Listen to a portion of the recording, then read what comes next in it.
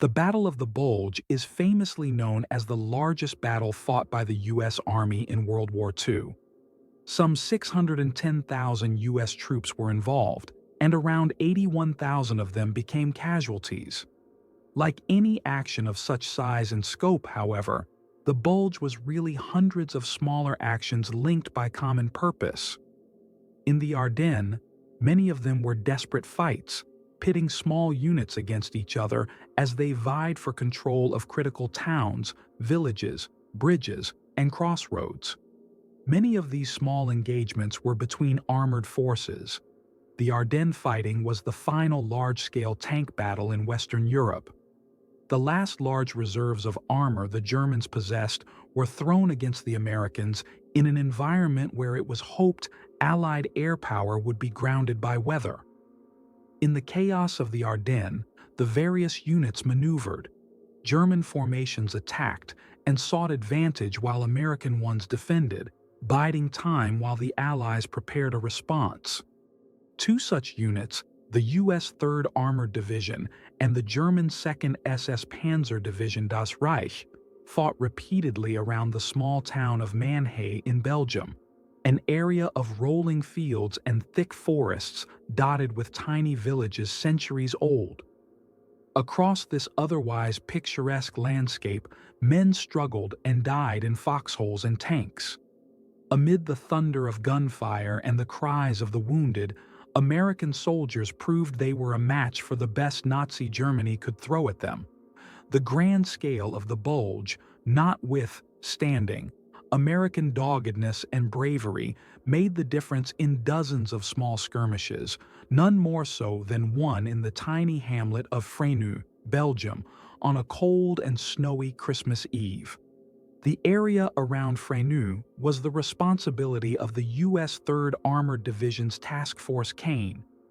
This small, combined arms group was initially assigned the mission of seizing the village of Dauchamp, southwest of Mannheim. Like most American task forces, it was named for its commander, in this case, Lieutenant-Colonel Matthew Kain. The unit was composed of a dozen M4 Sherman medium tanks and 5 M5A1 Stuart light tanks from the 32nd Armored Regiment, another 4 Stuarts from the division's reconnaissance battalion, and a squad of engineers.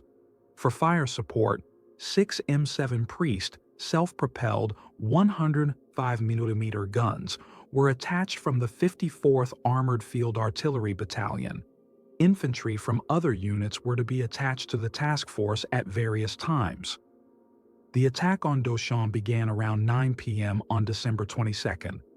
A badly understrength C Company, 1st Battalion, 517th Parachute Infantry Regiment, PIR, was sent to attack the village despite the knowledge it was stoutly defended by German troops from Volksgrenadier Regiment 1129. The lieutenant in command of C Company was told to follow railroad tracks running from Freux to Dauchamp that would guide him to their objective. Several tanks would follow in support. At first, the paratroopers met with success. Their scouts seized an enemy machine gun nest, and several patrols cleared some woods near the village. But a heavy German counterattack forced the Americans to take cover in a few buildings outside the settlement. They waited there until daybreak on December 23rd, only to face a concerted attack by another German unit, Volksgrenadier Regiment 1130. A flurry of hand grenades flew through the air from both sides as intense close-quarters combat ensued. After a short time, this assault overwhelmed the exhausted paratroopers, who fell back to another cluster of structures closer to another village named La Mormenille, northeast of Dauchamp. There the tanks were able to join them, along with a few towed 3-inch anti-tank guns from a tank destroyer battalion. The added firepower allowed them to hold off further attacks by the enemy grenadiers. In nearby Freux, Lieutenant-Colonel Kain learned of the paratroopers' failed attack and issued orders for another effort to be made at 2 p.m. 3rd Armored Division headquarters had instructed Kain to make this second attack despite reports of the heavy German defenses in the area. Fortunately, The attack was cancelled shortly before it was to jump off. Kain subsequently left to obtain further orders, leaving Major Robert Coughlin in charge of the defenses at Freux, while the paratroop commander took over at Le Mormesnil. Task Force Kain had failed to achieve its primary objective, but it was now ensconced in this pair of nearby villages, close to the Germans, who were preparing to resume their counterattacks. In 1944, Freux was a tiny hamlet of some 130 people, a farming community containing about 42 buildings, mostly homes. There were also 4 general stores, a shoemaker, and a cattle seller, businesses that received most of their income from the farmers who lived in the area. The Catholic Church of St. Isidore sat at the village's eastern end. There was a small cemetery at the rear of the church, inside high stone walls that surrounded the church itself on 3 sides. Roads from several directions converged at Freux, including one that led west to Le Mormesnil. The buildings were almost all stout structures made of stone. They sat clustered along the muddy roadways, covered in a layer of glistening snow. A thin screen of trees lay dotted around the village, providing a little concealment. In the distance, thicker forest land sat to the north, northeast, and east. Northeast of Freux, the narrow river Ain, really more of a creek, curved gently through the meadowland. A stone bridge crossed it, connecting the road from Freux to another road leading north-south. This road joined the villages of Odain and Oster. Major Robert Coughlin laid out the defenses of Freux with a focus on guarding the eastern approaches, since the Americans in Le Mormesnil provided cover to the west. The paratroopers there could provide warning of any threat from that direction. To cover the road leading southwest back toward Dauchon, he placed 2 Shermans, commanded by 1st Lieutenant Elmer Hovland of Luverne, Minnesota, of the 2nd Platoon, D Company, 32nd Armored Regiment. A pair of Stuart tanks from 3rd Platoon, C Company, 83rd Reconnaissance Battalion, was placed alongside the Shermans. Together, the 4 tanks were also to cover another road that led generally off to the southeast. At the northeast end of Freux, Coughlin placed a trio of Shermans from the 3rd Platoon, D Company, 32nd Armored Regiment. 1 tank belonged to the platoon leader, 1st Lieutenant Charles Myers. His tank, D-31, an M4A3 with a long-barreled 76mm gun, was positioned at the very edge of the village just beyond the church. Near the lieutenant's tanks and just north of the road leading to the stone bridge was the 2nd Sherman, commanded by Sergeant Alvin Beckman.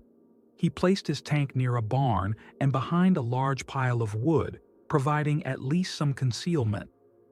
This tank, D-34, was an older model M4A1 with the shorter low-velocity 75mm cannon.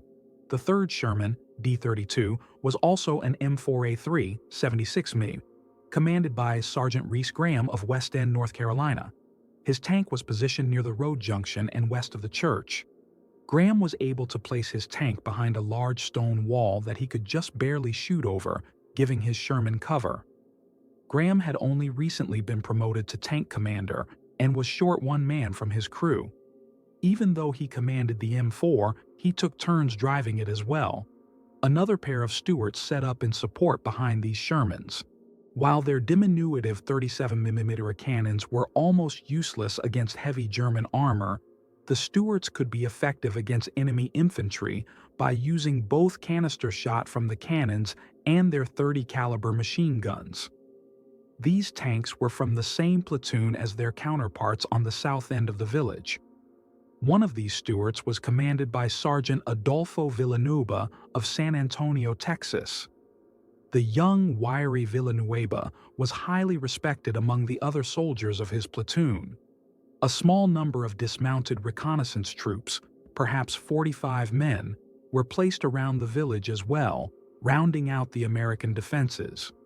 Major Coughlin also had a few headquarters troops at his command post, but overall the force was long on armor and short on infantry, with few foot soldiers able to protect and screen the tank. As dusk settled over Freux on December 23rd, The Americans there prepared for a long, cold night of sentry duty, watching for any sign of enemy troops moving in on them in the darkness. Sitting inside their tanks brought no respite from the frigid night air. Some of the Sherman crews took turns rotating into nearby buildings. Inside, they could brew coffee and warm their bodies before braving the chill to stand their watch. A loader in one of the Stuarts, Albert Lee Moody, remembered spending an entire night shivering in his tank. "We were half frozen, buttoned up in our tanks," he said. "We couldn't turn on our engines, giving our position away. The inside of our tank was like a refrigerator." Another tanker, Gunner Jerry Nelson, hated nighttime guard duty. In winter, the nights were longer. This meant some crewmen would have to take 2 watches during the night, each 2 hours long. "It was always very long and lonely in that turret, and all we did was think of home," he recalled. "It could be hard to stay alert as mind-numbing hours passed by. The least noise could cause a green soldier to open fire into the darkness, drawing attention to their position." Most of the men in Freux were veterans, however, and no panicked bursts of machine gun fire interrupted the quiet, inky blackness of the night. The only noises to be heard were the few preparations still being made. 2 3-inch anti-tank guns from the 643rd Tank Destroyer Battalion arrived in the evening. The crews set up their cannons in some bushes near the church, not far from Alvin Beckman's Sherman D-34. Lieutenant Myers decided to pull his tank, D-31, back from the edge of the village to a better position near the church. He ordered the driver to place the tank at the southeast corner of the church's wall. Eventually, the dawn began to break, shedding dim light across the fields around Freux. Major Coughlin announced an officer's call, and Lieutenant Myers left to attend the meeting, leaving his gunner, Corporal Jim Vance, in command of D-31. The increasing light allowed the young soldier to check the tank's field of fire. Vance recalled, "The wall around the cemetery was high enough to hide my tank except for the turret. The gun, a 76mm cannon, was able to clear the top of the wall by a few inches. This placed his tank in a hull-down position, making it a more difficult target." Vance and the other tankers around Freux continued their vigil, awaiting the return of their leaders to tell them what was planned for the day. It was Christmas Eve, 1944. A scant few miles away, the Germans of the Das Reich Division spent an equally cold night, shivering in their tanks, preparing for the next day's assaults, and trying to catch a few hours of much-needed sleep. Much of the unit spent December 23rd trying to assemble near a vital crossroads well east of Freux. Obersturmbannführer Lieutenant Major Alfred Hargesheimer, commander of the 2nd Company, SS Panzer Regiment 2, arrived with his Panther tanks around 2 p.m. He reported to the regimental command post, where his commander, Obersturmbannführer Rudolf Enseling, took him along to observe the assault on the crossroads. The pair of officers watched from their command half-track, while elements of 2 other units seized the intersection. Afterward, they returned to the command post, and Hargesheimer was ordered to prepare his unit for a night attack on Freux at 11 p.m. His tanks and others moved out for the pending attack, eventually arriving at a narrow road surrounded by forest.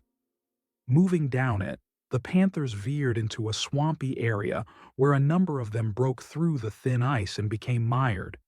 It took until nearly morning to get them free. Some engineers found a better route, and the tanks finally arrived at the village of Odain, a few miles east of Freux. The attack was rescheduled for the morning of December 24th. A new plan was drawn up to take Freux, which was in actuality not the primary target. The main objective was the town of Oster, a few miles northeast. 2 companies of Panthers, including Hargesheimer's, were attached to the SS Panzergrenadier Regiment 3 Deutschland. This hastily organized Kampfgruppe, or battle group, would take the road to Oster from Odain, which ran past Freux to the east.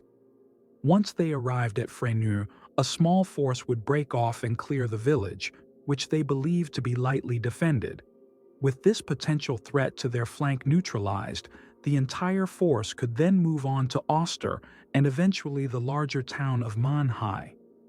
As the panzer crews prepared for their mission, Obersturmbannführer Enseling briefed his officers on what to expect.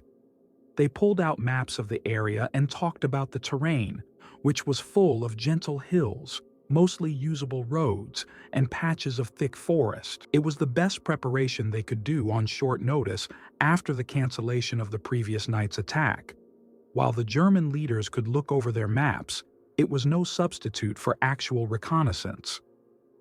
Untersturmführer, 2nd Leutnant Erich Heller, a platoon leader in the Panzer Grenadier Regiment's 1st Company, was concerned about the lack of first-hand information and said so. Despite being a junior officer, he requested some scouts to precede the column. This request was denied, though several others expressed apprehension about not only the lack of reliable information, but also the lingering threat of American J-bows, a shortened slang version of Jägerbomber, the almost ubiquitous ground attack fighters that seemed to German soldiers to be everywhere by this stage of the war. The poor winter weather during the Bulge fighting kept the American aircraft at bay most of the time, but occasionally the weather cleared long enough for the deadly planes to take flight, scouring the landscape in search of German columns. Whatever concerns existed, the attack was nevertheless ordered to proceed. Around 8 a.m. the Panther tanks set out on the road leading from Odain to Oster. Erich Heller's platoon of infantry rode on the tank's engine decks, each vehicle carrying 6 to 8 soldiers. A few walked behind the tanks when their movement slowed near Freux. The Odain-Oster road intersected the road to Freux. Just east of the stone bridge the Americans assumed any attacking force would have to use. The leading 4 Panther tanks were from the 1st Platoon of Hargesheimer's 2nd Company, commanded by Untersturmführer Fritz Langanke. This 25-year-old veteran had been in the SS since 1937 and had been personally responsible for the destruction of 19 enemy tanks. He wore a Knight's Cross at his throat, awarded the previous August. Langanke had only been an SS officer for a few months, having been promoted the previous September. His platoon was ordered to proceed to Freux and ensure it was clear of American troops. Now, looking at the bridge leading to the village, Langanke became suspicious. He could see objects on the bridge that looked like landmines.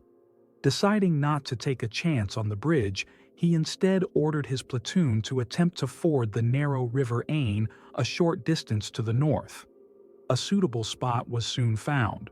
The riverbed was firm and seemed able to support the bulk of the 50-ton Panthers. The platoon began fording the river, but quickly discovered the far bank was steep, making it difficult for the tanks to climb.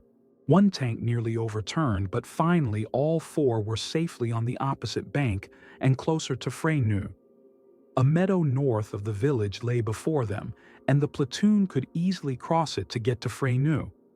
Meanwhile, the rest of the company, led by Hargesheimer, crossed the river to the south of the bridge and began taking up position overlooking the village. This meant 4 Panthers were moving toward Freux, while 7 more waited on the west bank of the Ain. The river crossing had separated the 2 groups somewhat, but they were still proceeding with their plan. As Langanke's platoon clanked toward Freux, his tank was on the far right of his line. Trailing slightly to his left was Oberscharführer, Sergeant Kurt Pippert. To his left was the tank of Oberscharführer Kirchner, and the last Panther, on the extreme left of the formation, was commanded by Untersturmführer Kurt Seeger, leader of the company's 2nd platoon. Unwilling to get back on the road, which would have required the platoon to advance in a column rather than a line, Langanke kept his tanks moving across the wide, sloping meadow. A few trees dotted the field, which sat on a slight rise, allowing the Germans to look down onto Freux. So far, they had not seen any American presence but continued their wary advance. In Freux, the Americans quickly became aware of the advancing enemy tanks. The morning quiet was broken by the sound of the Panther's 700-horsepower Maybach engines, and the American reconnaissance troops dug in around the village soon caught sight of them crossing the meadow to the north. The American tanks were generally laid out to defend against attacks from the south and east. The Germans were unwittingly outflanking the American defenders. Corporal Jim Vance was standing in the commander's hatch of D-31, still parked behind the church wall. Suddenly, he saw a GI on foot running up to his tank. The soldier climbed onto the turret and excitedly told Vance 4 enemy tanks were moving up the hill to his left front and would be in sight within moments. The corporal shouted to his driver to start the engine while he traversed the Sherman's turret to face the oncoming Germans.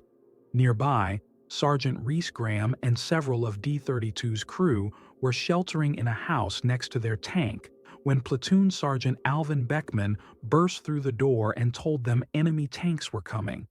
The men quickly forgot the coffee they were brewing and rushed outside and scrambled into their tank. As the American tankers prepared to fire, the 4 Panthers continued to close on Freux. Corporal Jim Vance looked through the sight of his Sherman 76mm gun at the line of 4 tanks. They had just come over the crest of the hill, and luck was with Vance. In a frontal confrontation with a Panther, the Sherman was at a decided disadvantage, even with the more powerful 76mm cannon. The Panther boasted up to 100mm of sloped armor the American tank couldn't reliably pierce, and had much more powerful armament. The side armor of a Panther, however, was only 40 to 45mm thick, well within the ability of the American tank to penetrate. These 4 Panthers, obviously unaware of D-31's presence, were presenting their vulnerable sides to Vance. The young corporal sat on the right side of the turret next to his cannon. He peered through the telescopic sight, which magnified the view of his foe by a power of 5. A periscopic sight sat just above the telescopic sight. The range was less than 500 yards. His left hand rested on a small wheel which controlled the gun's elevation, allowing him to make small corrections. With his right hand, he used a joystick that allowed him to traverse the turret and keep the gun centered on the moving Panther. There was a trigger on the joystick for firing. Alternately, Vance could fire his cannon by pressing a button on the floor with his foot. Normally, Lieutenant Myers would call out firing instructions from the commander's hatch, but with the officer away at a meeting, Vance would have to act alone. Nevertheless, the corporal from Pittsboro, Mississippi, was prepared to do his job that morning. Setting his sights on the second tank in line, Vance took careful aim at its side and fired. With a crash, the 76mm gun sent an armor-piercing round flying toward the Panther at 2,600 feet per second. The cannon recoiled next to Vance, ejecting the spent round's casing, which clattered into a small basket. The tank filled with smoke and fumes from the burning propellant.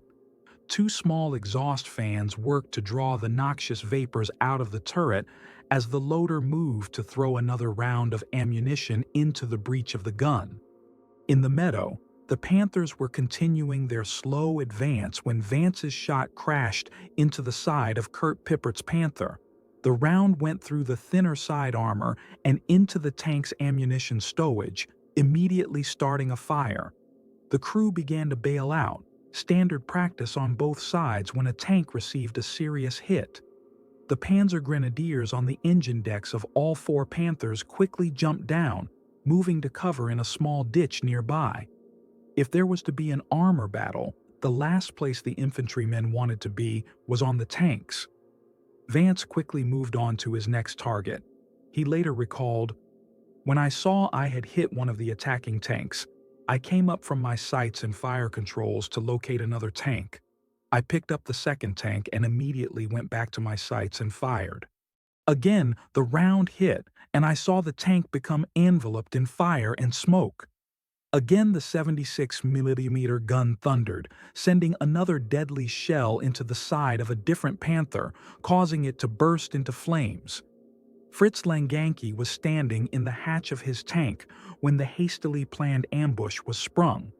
He watched as Pippert's tank was hit first and the crew bailed out. The vulnerable Panzer Grenadiers ran for the comparative safety of a nearby ditch, getting as low as they could. Their leader, Erich Heller, the junior officer who had earlier requested scout troops, was on the back of Langanke's tank but went with his men. Before he could react further, a second Panther burst into flames. It was Kurt Seeger's tank.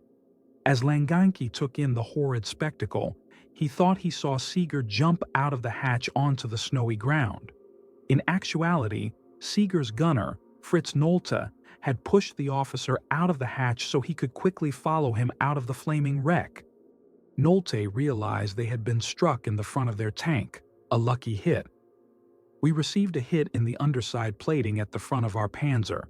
Due to a slope in the terrain, we presented our weak spot. Half of Langanke's platoon was now out of action. Corporal Vance now set his sights on Kirchner's tank, but as he prepared to fire, he saw that another American tank had hit it. Instead of firing at it, he began searching for the fourth Panther. Before he could find it, a shot from Langanke's tank slammed into the wall D-31 was sheltering behind. Unable to find the enemy tank to return fire, Vance prudently had his driver back D-31 to a new position behind the church. Meanwhile, Kirchner's Panther survived the hit from the other Sherman and began to withdraw. This left Langanke and his crew alone, but he ordered the tank forward anyway. His gunner, Rottenführer, Corporal Paul Polm, began firing at whatever targets he had. Alvin Beckman's tank, D-34, soon fell victim to Polm's accurate fire. Beckman had returned to his tank after warning Reese Graham of the advancing Germans. D-34 was still sitting behind the woodpile, and Beckman ordered the driver to start the engine. The cold weather had affected the Sherman's engine, which wouldn't turn over, leaving the tank stuck facing east. Beckman ordered the gunner to traverse the turret to the tank's rear and engage Langanke's Panther, but it was too late. Langanke's Panther was now just 100 yards from D-34. Polm took aim and sent a round into the American tank's turret, starting a fire. The GIs bailed out as the flames spread. Unfortunately, D-34's driver, Corporal Conrad Bleemeister, couldn't get out.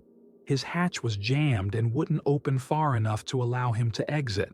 In desperation, with the fire's heat making the tank's interior unbearable, Bleemeister stripped down to his underwear, making him thin enough to squeeze through the narrow opening and escape. He ran through the cold and snow to a nearby home and took cover. Outside, D-34 burned. After disposing of D-34, Langanke directed Polm to fire on another Sherman partially concealed nearby.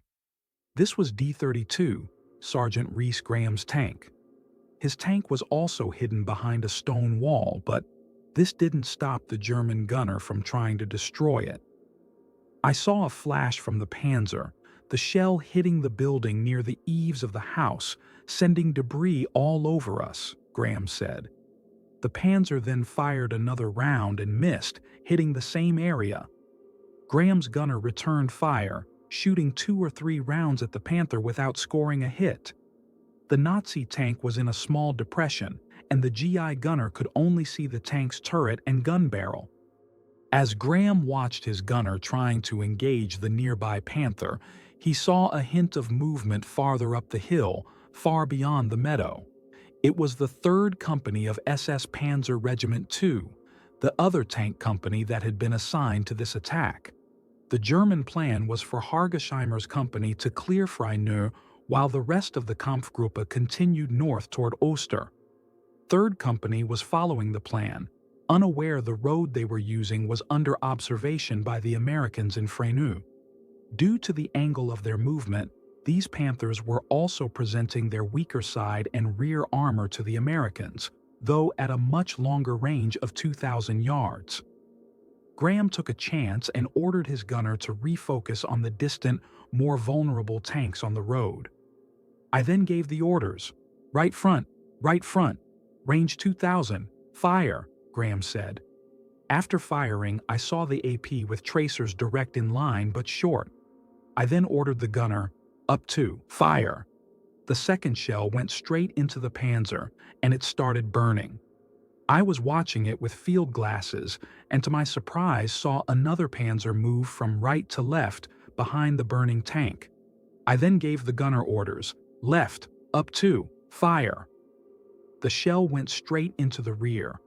3 Germans, including the company's senior NCO, died in one of the Panthers. The rest of the 3rd Company tanks scattered eastward into some woods to take cover from D-32's murderous cannon fire. As Reese Graham was distracted by the Panthers on the Oudane-Oster road, Fritz Langanke found his tank under attack from a new quarter.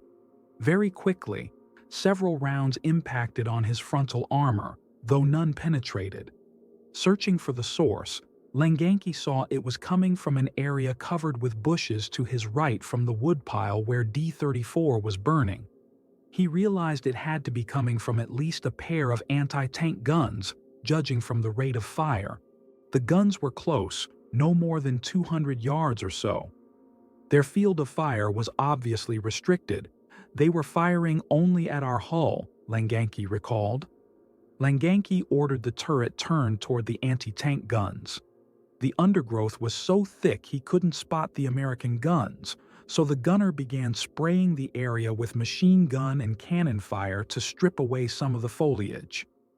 The weather had cleared enough for the sun to appear, leaving a glare on the snow that also kept Langanke from pinpointing his opponents. Soon the Panther had suffered 10 hits to its frontal armor, splitting the welds. This was a problem for German tanks that is little known today. Even hits that did not penetrate could crack the welded seams of the thick armor plate. Shortages of molybdenum in the factories in Germany could also make the armor brittle, causing it to crack. Another round struck the tank's turret and glanced away. Langanke ducked when the round hit, but a piece of it hit him in the head. It was only a glancing blow, but it rendered him senseless for a few seconds. When he came around, Langanke decided his crew had risked enough and ordered the tank to withdraw. The driver backed slowly away, keeping his frontal armor toward the anti-tank guns.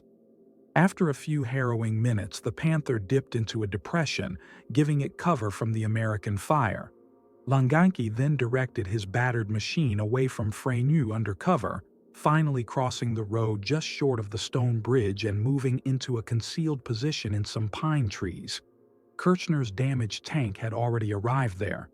They were just a short distance north of where Obersturm Bannführer Hargesheimer sat with the rest of the company. As Langanke took stock of his situation, Hargesheimer advanced on Freux from the east with his remaining tanks, 7 Panthers advancing in a line. As they crossed another open meadow, Hargesheimer spotted an American tank at the edge of Freux and instructed his gunner to destroy it.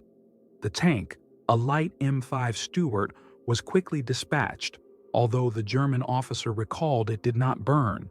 The Germans continued advancing. The destroyed Stuart was Sergeant Adolfo Villanueva's. He remembered his tank taking 2 direct hits. He and his crew bailed out, though his men later retrieved the Stuart's machine guns and set up a defensive position in a nearby house. As the SS troops pressed their advantage, several Shermans were shifted to deal with them. One of them caught Villanueva's eye, and he led it into a good position where it opened fire on a Panther, disabling it. By luck, this was the company commander's tank. Hargesheimer recalled his tank was hit multiple times, the gun disabled, and his loader wounded. With his tank numbers rapidly dwindling and stiff resistance from the Americans steadily growing, Hargesheimer realized it was time to withdraw and regroup. As his remaining 6 Panthers drew back with his damaged Panzer, one was knocked out and another immobilized. Hargesheimer got his remaining tanks back into cover. After our attack foundered, we withdrew into our initial position, and each panzer sought cover either in the forest area or in another site that offered potential, he stated. After I climbed out of my disabled panzer, I made my report to the nearby regimental command post, where I then waited for further operational orders. That did not prevent me from checking at intervals on the position of the panzers of my company. The attack on Freux was over, but there was still fighting to be done that day. The weather was clear enough for American air power to make its presence known. Soon fighter bombers began to attack the German positions, particularly the wooded area held by the 3rd Company. Strafing runs with machine guns and cannon were accompanied by bombs dropped all around the SS troops east of the village. Corporal Jim Vance, his tank still hidden behind the church, watched the planes making their runs, calling it a beautiful sight. For Fritz Langanke, the Jabos were anything but beautiful. Each time a flight of fighters appeared overhead, he tensely waited for them to attack his position. The only time he could relax was when they finished their runs and disappeared into the distance. Nearby, a 37mm flak gun fired at the American planes, though it never brought one down. Corporal Jim Vance and D-31 stayed near the church during the rest of the engagement. After the fighting started, Lieutenant Myers left the hastily ended officer's call and rushed back to his tank with Lieutenant Hovland in tow. The two officers reached the tank after Vance finished his part of the engagement.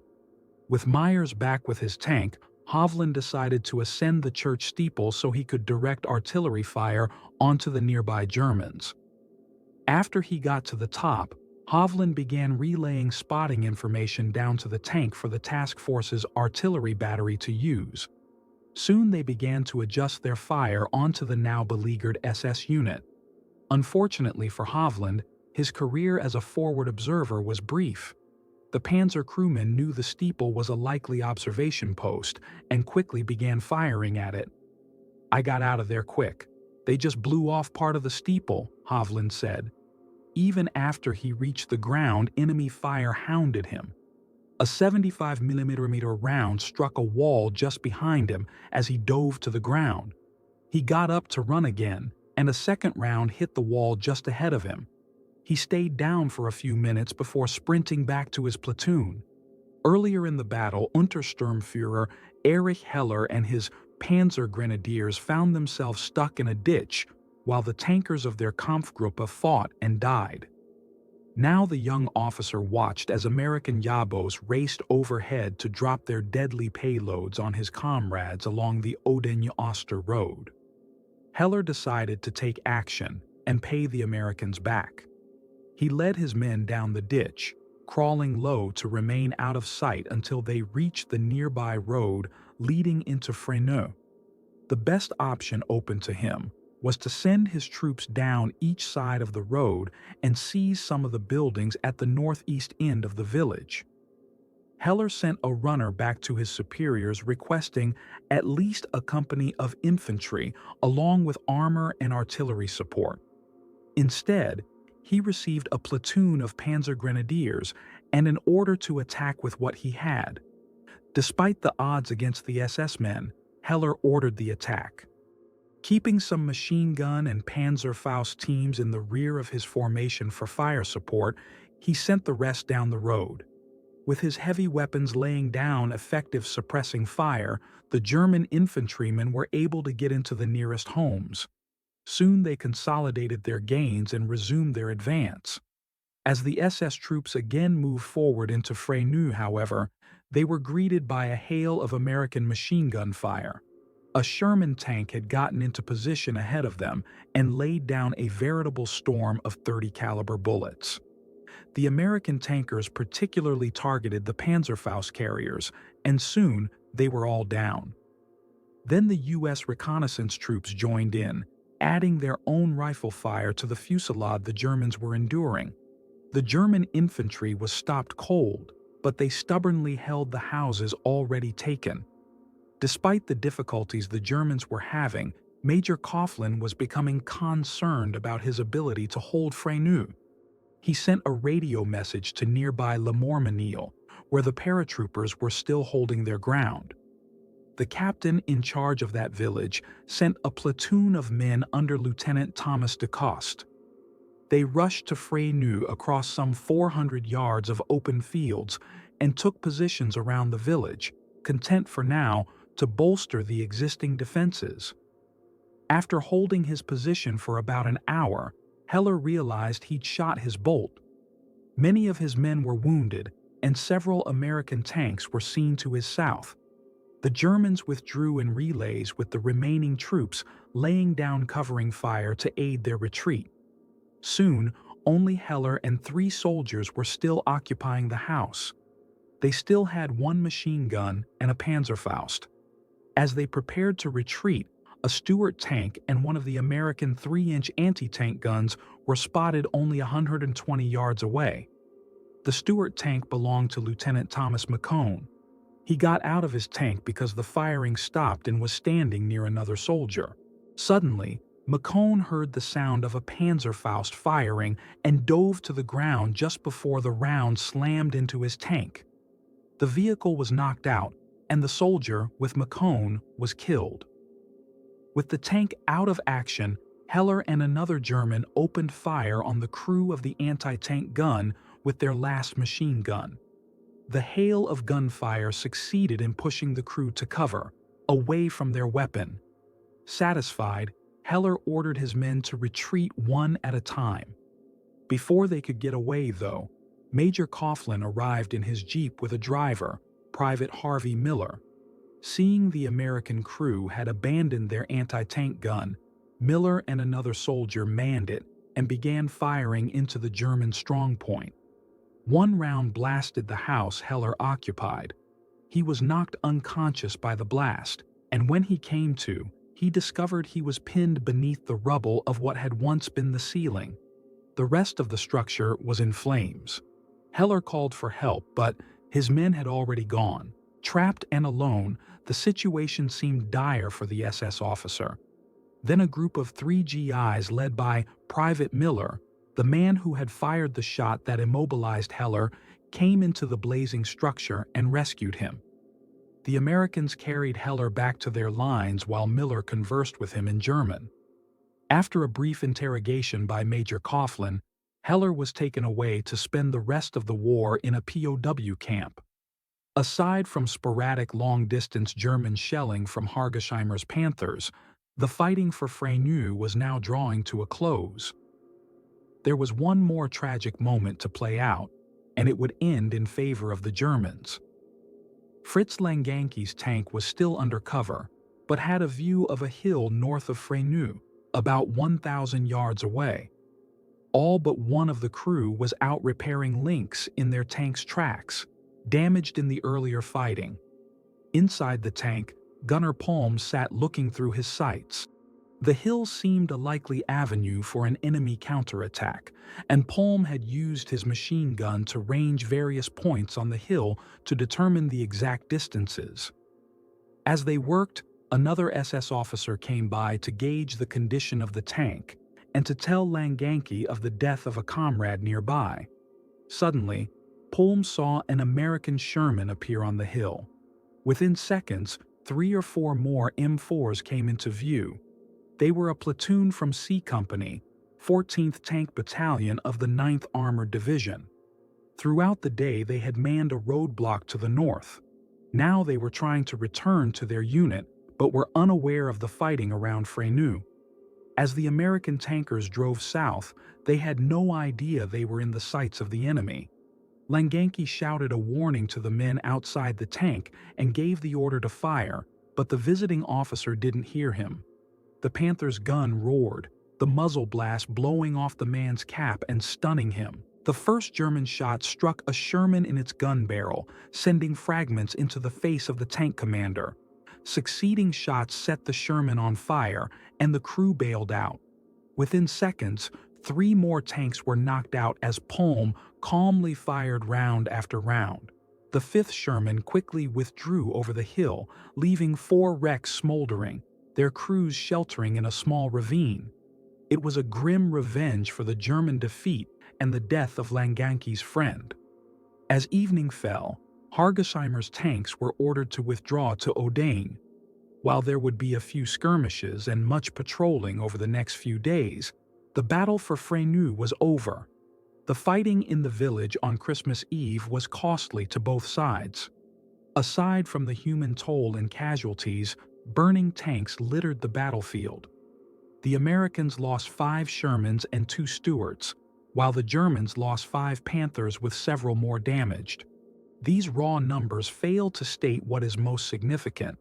The outgunned GIs held Freux at the end of the day, upsetting German plans for further action elsewhere. The commonly held view is that German armor always outmatched its American opponents. Here the GIs showed that stereotype to be untrue. Tank battles are more than just a number of vehicles banging away at each other. Tactical ingenuity and courage played their part on each side that day. Armored engagements are most often won by the side that first spots its foe and opens fire effectively. Once Langanki's platoon was fired upon with good result, the rest of the German attack devolved into an uncoordinated struggle that the experienced Americans were able to repel despite having fewer, less powerful tanks. It was a grim Christmas for the soldiers of Task Force Kain, but their victory was a hard-earned gift.